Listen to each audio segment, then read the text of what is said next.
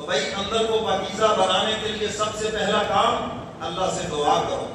حدیث مبارکہ میں ہے اللہم آتی نفسی تقواہا، اے اللہ میرے نفس کو تقوی عطا کر دے، اس کو پاکیزگی عطا کر دے. اللہ تعالیٰ سے دعا کریں. حکیم الامت مجدد ملت حضرت مولانا اشرف علی تھانوی رحمۃ اللہ علیہ فرماتے ہیں یہ ہو ہی نہیں سکتا کہ کوئی اللہ سے دعا کرے کہ یا اللہ مجھے اندر سے پاکیزہ بنا دے اور پھر اللہ اس کو اندر سے پاکیزہ نہ بنائے. یہ ہو ہی نہیں سکتا. فرمایا جس نے بھی دعا کی یقیناً حق تعالیٰ اس کے اندر کو پاکیزہ بنائیں گے. جس نے بھی دعا کی دامن پھیلایا کہ یا اللہ میرے اندر کو پاکیزہ بنا دے. فرمایا پہلا کام یہ کرو تمہارا اندر پاکیزہ ہوگا. سمجھئے وہ بات کہ نہیں؟ تمہارا اندر پاکیزہ ہوگا جب تم اللہ سے دعا کرو گے. اور ہر انسان کو پتا ہوتا ہے کہ مجھے کون کون سی بیماری ہے. مجھے پتا ہے کہ نہیں؟ ہر ایک کو پتا ہے کہ مجھے غصہ بہت آتا ہے جی. بہت سو کو پتا ہے نا میں ذرا سی کو مجھے آ کے بات سناتے میں لوگوں کی باتوں میں آ جاؤں. پتا سب کو ہے. مجھے پتا ہے نہیں وہ کیا کہا اکبر آلہ آبادی نے ثواب ہوتا تو خوب جانتا ہوں اکبر پر طبیعت ادھر جاتی نہیں ہے. پتا سب ہے. اچھے کاموں کا بھی پتا ہے برے کاموں کا بھی پتا ہے اور اپنا بھی پتا ہے سارا کا سارا کہ میرے اندر کیا کیا خامیاں ہیں. لیکن ہم اپنی خامیاں دیکھنا نہیں چاہتے. حدیث مبارکہ میں آتا ہے جب اللہ بندے سے راضی ہوتے ہیں تو اس کو اس کی خامیوں کے پیچھے لگا دیتے ہیں اور وہ اپنی خامیوں کی اصلاح کر لیتا ہے، اللہ سے توبہ کر لیتا ہے. اور فرمایا جب اللہ بندے سے ناراض ہوتے ہیں اس کو لوگوں کی خامیوں کے پیچھے لگا دیتے ہیں اور وہ لوگوں کی خامیوں کو دیکھتا رہتا ہے، لوگوں کی خامیوں کے پیچھے لگا رہتا ہے اور اس کو اپنے گناہوں سے توبہ کی توفیق ہی نہیں ملتی. لوگوں کے عیبوں کا نظر آنا یہ بذات خود ایک عیب ہے. لوگوں کے عیبوں کا نظر آنا یہ اللہ کے ناراض ہونے کی دلیل ہے. تمہیں تمہارے عیب نظر آنے چاہیے تو تم سے تمہارے متعلق پوچھا جائے گا. تو پہلی بات فرمائی کہ اللہ سے دعا کرو کہ یا اللہ میرے اندر کو پاکیزہ بنا دے، یا اللہ مجھے معاف کر دے، میرے گناہوں کو معاف کر دے. جہاں آپ یہ دعا کرتے ہیں وہاں یہ بھی دعا کرے اے اللہ میرے اندر کو پاکیزہ بنا دے.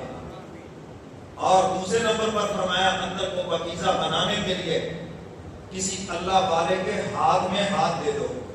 کسی اللہ والے کے ہاں اللہ والا ایک نمبر ہو دو نمبر نہ ہو، دنیا بٹورنے والا نہ ہو، فراڈیا نہ ہو. داڑھی نہ موچے کہ ساڑھے پیر صاحب کی تعریف سنو. پیر صاحب یہ کہ داڑھی نہ موچتے اس کو اگے کچھ نہ پہنچے. یہ کو معیار ہے. میں ادھر فقیر والی کے علاقے میں گیا تو وہاں بھی ایک پیر صاحب کا بورڈ لگا ہوا تھا. میں نے کہا دیکھے تو صحیح کیا تماشا ہے یہاں پر. اس نے سارے بال کاٹ رکھے تھے، بروٹے بھی سر کے، داڑھی ہر مونچھے. میں نے کہا یہ کیا معاملہ ہے؟ کہنے لگا جی گول بٹول دے اللہ دے کول.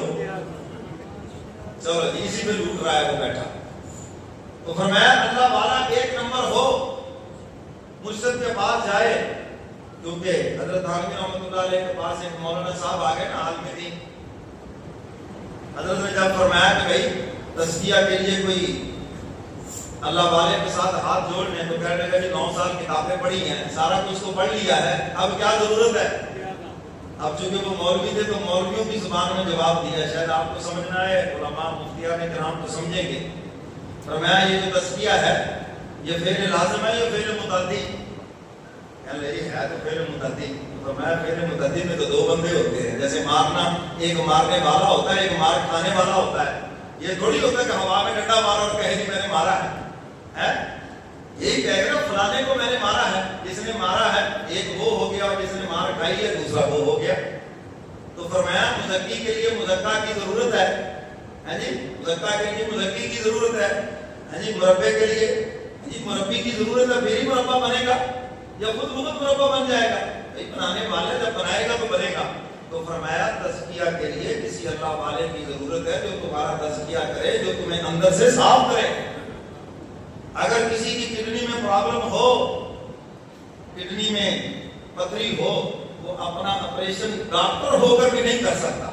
جو جی کر سکتا ہے. ہمارے پاس ماشاءاللہ کوالیفائڈ ڈاکٹر عباس صاحب تشریف رکھتے ہیں.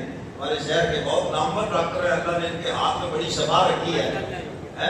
میرے بھی چونکہ میرے بھی فیملی ڈاکٹر ہیں. تو کوئی ڈاکٹر اپنی کڈنی کا آپریشن نہیں کر سکتا.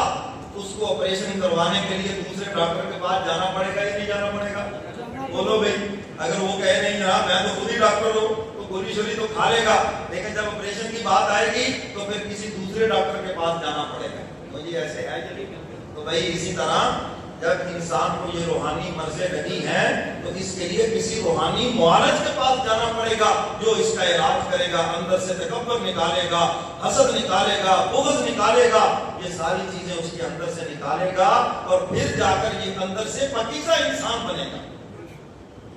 حضرات صحابہ کرام اسلام لانے سے قبل کیا حالت تھی؟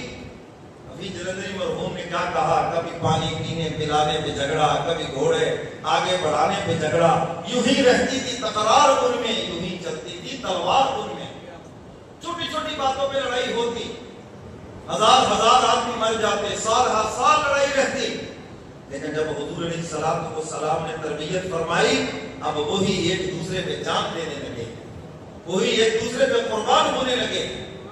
تو میرے محترم سامعین، کسی اللہ والے کے پاس جانا ضروری ہے۔ بہت سے لوگ اس غلط فہمی کا شکار ہیں، نماز روزہ کافی ہے، نماز روزہ کافی ہے۔ خالی نماز روزے سے تزکیہ نفس کبھی نہیں ہو سکتا، خالی عبادت سے، اگر خالی عبادت سے اندر پاک ہوتا تو شیطان کا ہو جاتا جس نے دنیا کے چپے چپے پہ عبادت کی ہے۔ سمجھ آ رہی ہے بات کریں؟ تو میرے محترم سامعین، حضرات صحابہ کرام سے بڑا کون ہے؟ حضور علیہ الصلوۃ والسلام نے ان کا تزکیہ فرمایا، ان کے اندر کو پاکیزہ بنایا۔ حضور ڈانٹ ڈپٹ بھی فرماتے تھے، بلکہ ایک صحابی کو تو حضور نے رسیوں سے مارا بھی تھا۔ حضور اونٹے کے باڑے میں تشریف فرما تھے، ایک صحابی تشریف لائے، حضور نے ان کو مارا۔ ایک دن حضور نے فرمایا بھائی جس کے ساتھ میں نے کوئی زیادتی کی ہو، کوئی لینا دینا ہو، یہی لے لو، بھائی قیامت کے دن حساب نہ لینا۔ اب وہ اٹھ کے کھڑے ہو گئے، میں نے کہا یا رسول اللہ آپ نے مجھے مارا تھا، میں نے تو انتقام لینا ہے۔ حضور نے فرمایا لے لو۔ اب صحابہ ان کے پاؤں کو پکڑ رہے ہیں، منع کر رہے ہیں، یار کیا کر رہے ہو، چھوڑو یار۔ یہ کہتے نہیں جی میں نے تو بدلہ لینا ہے۔ آگے حضور کے پاس، یا رسول اللہ میری کمر ننگی تھی جب میں آپ کے پاس گیا، آپ بھی اپنی کمر مبارک ننگی کریں، ہے جی۔ حضور علیہ الصلوۃ والسلام نے سبق دیا ہے امت کو، اپنے معاملات کو دنیا میں نپٹا کے جاؤ۔ ہمارے ہاں تو فوقی پہ اعلان ہوتا ہے جی لینا دینا ہو، فلانا فلانا، وہ پیچھے فلانے فلانے موجود ہے، اور یہ سب جمع تفریق ہے۔ اصل وہی ہے جو خود لے کے جاؤ گے۔ وہ پیسے لینے کے لیے تو کہہ دیتے ہاں جی ہاں جی ہاں جی دے دیں، لیکن اگر آپ کہیں جی ہمیں لینے ہیں، لکھے نہ دیکھتے نہیں، میں سے دیکھا بھی کوئی نہیں ہے جی، پھر بڑی مشکل سے ملیں گے الا ماشاءاللہ۔ خیر، حضور علیہ الصلوۃ والسلام نے کمر مبارک سے مجمع کے سامنے کرتا ہٹا دیا، فرمایا لو انتقام لے لو۔ اب انہوں نے کیا کیا؟ حضور کے یہاں جو مہر نبوت ہے اس کو بوسہ دیا اور عرض کیا اللہ کے محبوب بدلا ہو گیا۔ میرے محترم سامعین، حضور تربیت فرماتے تھے، ڈانٹتے بھی تھے۔ حضرت تھانوی رحمۃ اللہ علیہ